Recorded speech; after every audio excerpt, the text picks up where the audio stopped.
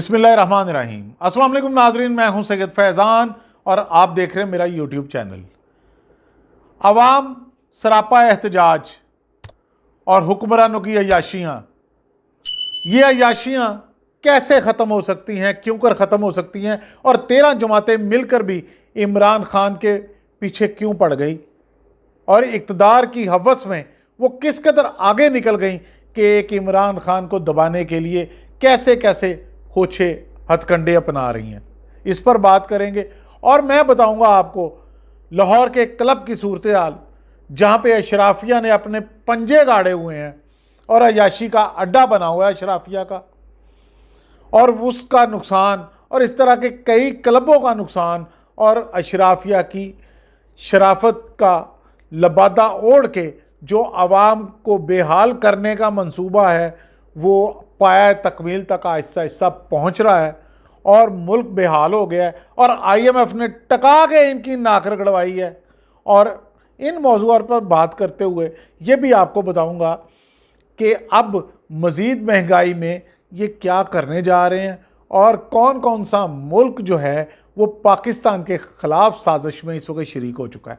सबसे पहले बात करूंगा मैं लाहौर के क्लब के हवाले से कि लाहौर के एक मशहूर क्लब जिसको सब जिम खाना के नाम से जानते हैं, और ये वही जिम खाना क्लब है जिसमें 65 की जंग में भी इंडियन फ़ौज ने जाके एंजॉय करने का प्रोग्राम बनाया था और मुंह की खाई थी। आज उस क्लब के बारे में भी आपको बताते हैं कि लाहौर जिम खाने के क्लब को 50 साल लीज पर दे दिया गया और उस लीज का सालाना किराया जो है, सालाना रेंट जो है, आप सुनकर नाज़रीन हैरान होंगे कि जहाँ पर अशराफिया के अपने मामलात होते हैं, जहाँ पे ब्यूरोक्रेसी के और बड़े बड़े जो हुक्मरान हैं, जो बड़े बड़े सियासतदान हैं, इनके मफादात की जंग होती है तो किसी की चूं नहीं निकलती, खामोशी से ये सारा काम कर लेते हैं। जिम खाना क्लब को 50 साल के लिए दे दिया गया रेंट पे और जगह लीज कर दी गई 50 साल के लिए, और लाहौर की मार रोड पर यह सबसे प्राइम लोकेशन है और इसका रेंट सुनकर आपको हैरानी होगी। इसका रेंट 5000 सालाना है, 5000 सालाना। और जब हमने प्रॉपर्टी के माहिरीन से बात की और उनसे कहा कि इस वक्त लाहौर के जिम खाना का किराया कितना होना चाहिए, तो उन्होंने कहा तो उनका कहना था कि लाहौर के जिम खाना का किराया 30 करोड़ रुपए सालाना तक होना चाहिए। आप नाजरीन हैरान होंगे कि 30 करोड़ रुपए किराए वाली जगह का किराया 5000 सालाना लिया जा रहा है और आवाम को फिर मुद्दे इल्ज़ाम ठहराया जा रहा है और गुर्बत का रोना रोया जा रहा है और ख़ुद अय्याशियाँ की जा रही हैं। 30 करोड़ अगर किराया सालाना मिले जिम खाने का तो 50,000 सालाना बच्चों की फ़ीस जा सकती है, 50,000 बच्चे तालीम हासिल कर सकते हैं। लेकिन अशराफिया इस तरह की सोच रखते नहीं, वो कासर हैं। उनको ना महंगाई से सरोकार है, उनको ना गुर्बत से सरोकार है। अगर उनको कोई सरोकार है तो वो अपनी अय्याशियों से और अपने ओहदों से। इसके अलावा मैं नाज़रीन आपको बताऊंगा कि मरियम बीबी, मैंने आपको कल बताया था कि वो उड़ान भर के दुबई आ चुकी हैं। अब वो कल सुबह की फ़्लाइट से दुबई से उड़ान भरेंगी और 1 बजे के करीब वो लाहौर में लैंड करेंगी। एमिरेट्स एयरलाइन की परवाज़ से वो पाकिस्तान में तशरीफ़ लाएंगी और 1 बजे लैंड करने के बाद उन्होंने क्या ऐसे कारनामे कर दिए, क्या ऐसा जमहूरियत को पौधे को परवान चढ़ा दिया कि उनके इस्तकबाल की तैयारियां, और हर MNA को और MPA को कहा गया है कि हर MNA 1000 और MPA 500 बंदे अपने साथ लेके आए। लेकिन ये ख्वाब ही दिखाई दे रहा है, क्योंकि लोग अब किसी सूरत भी इनको मानने के लिए और इनकी सियासत को जानने के लिए अपना इनका हरावल दस्ता नहीं बन सकते। उसकी वजह यह है कि लोग इनको जान चुके हैं। 4 साल से ज़्यादा का अरसा हो गया, प्लेटलेट्स गिर रहे थे, मियाँ साहब बेहोश थे, स्ट्रेचर पे थे, डेथ बेड पे थे। अल्लाह उनको ज़िंदगी दे। उनको बैरून मुल्क इलाज के लिए जाना पड़ा।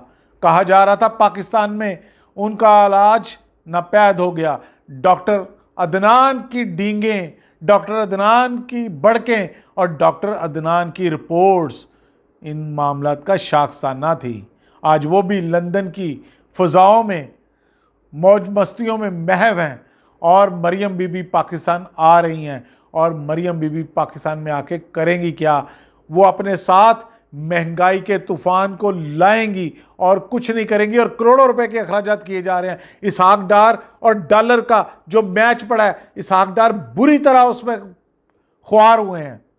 और पहले तो अवाम से इन्होंने इस कदर झूठ बोला कि मैं डॉलर की प्राइस को कम कर दूंगा और रुपए की कीमत को उठा दूंगा। वो मुझे जफर इकबाल का एक शेर आ गया याद, नाजरीन आपके गोशगुजार करता चलूं।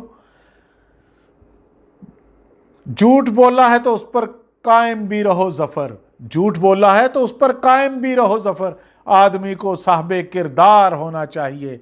इन लोगों को शर्म आनी चाहिए झूठ बोलते हुए पाकिस्तानी अवाम के साथ। बिजली और महंगाई का जो बम अब ये गिराने जा रहे हैं और पेट्रोल की प्राइसेस जो हाई करने जा रहे हैं, गरीब अवाम किसी सूरत उसकी मुतहम्मल नहीं हो सकती। आप ये देखें कि अभी 300 अरब का आर्डिनेंस ये लेके आ रहे हैं। पहले 200 अरब डॉलर का इन्होंने 200 अरब का आर्डिनेंस आ रहा था, तो 300 अरब का आर्डिनेंस आ रहा है। ये महंगाई जाके ठहरेगी कहाँ पे? लोगों को 2 वक्त की रोटी मिलना मुश्किल हो चुकी है, इनको समझ नहीं आ रही। खुदा न खास्ता लोग किसी और तरफ ना निकल पड़े।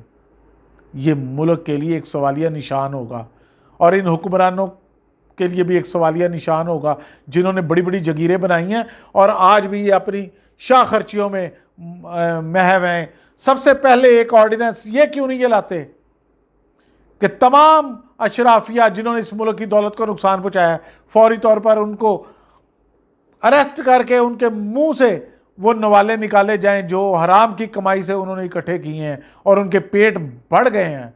सबसे पहले तो ये कदम उठाना चाहिए वक्त के हुक्मरानों को, ये इकदाम उठाना चाहिए। दूसरी तरफ चाइना ने आपसे कर्जा वापसी का मुतालबा कर दिया है।